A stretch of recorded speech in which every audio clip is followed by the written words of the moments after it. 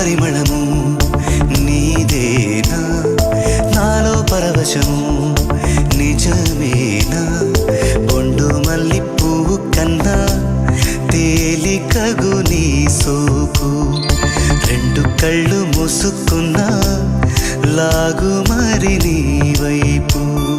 సొగసును చూసి పాడగాయలా